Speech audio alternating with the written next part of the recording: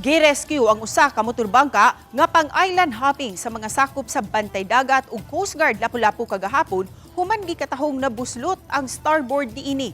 Samtang adunay laing duha usab ka mga motorbangka ang parehong nakasinati usab og engine trouble samtang naglawig sa karagatan sa Lapu-Lapu. Si Luan Mirundina sa report. Luwas ra ang tanang 50 ka mga Korean nationals nga guest sa motorbangka nga Black Pearl nga iya sa usa ka Korean island hopping company nga nagbase sa Barangay Maribago. Luwas ra usab ang 12 ka mga staff sa island hopping company nga niuban sa mga guest, ang duha ka mga boatman ug ang kapitan sa motorbangka. Matod sa kapitan sa motorbangka nga si Anacleto Barong Diaz Jr., nigikan sila sa Maribago Wharf alas 11:46 kagahapon sa buntag paingon sa San Vicente, Olango Island. Apan dihang duol na sila sa San Vicente Marine Sanctuary, ni palyar ang duha ka makina sa motorbangka. Hinungdan nga naglisod na siya sa pagmaneuver niini. Pangalan ng daplin, naigo may bato. At pag-igo sa bato, nabuslot mi ang among alis sa starboard.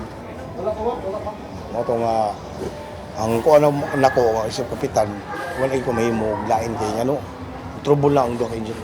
Dinhi na sila nanawag og rescue. Mga sakop sa Bantay Dagat ug Coast Guard Lapu-Lapu Substation ang ni-rescue kanila.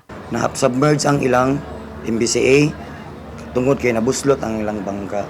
Moto naglisod sila og wa na gyud ma'am kay di naman sila kapugong ma'am kay hangin man sad ma'am, so single engine din namatay gyud ang makina ma'am. Matod sa Coast Guard, hitsas man sa tanang safety equipment ang naasoy motorbangka, lakip na sa mga life vest sa tanang mga sakay. Human na rescue ang tanang mga sakay sa motorbangka Black Pearl, gida sila sa hospital o gisusi ang ilang panglawas. Una niini, duha usab ka mga motorbangka ang gi-rescue sa Bantay Dagat ug Coast Guard sa kadagatan sa Lapu-Lapu City kagahapon sa buntag. Ang unang insidente naglambigit sa usa ka mangingisda gikan sa Olango Island nga padung unta maghatod sa iyang mga baligyang seafoods sa Katarman, Liloan. Apan samtang naglawig kini sa dagat habig sa barangay Punta Inganyo, nakasinati kini og engine trouble. Luwas ra hinuon ang naasoy mananagat apan naguba gayud ang iyang motorbangka human nasudlan kini og tubig.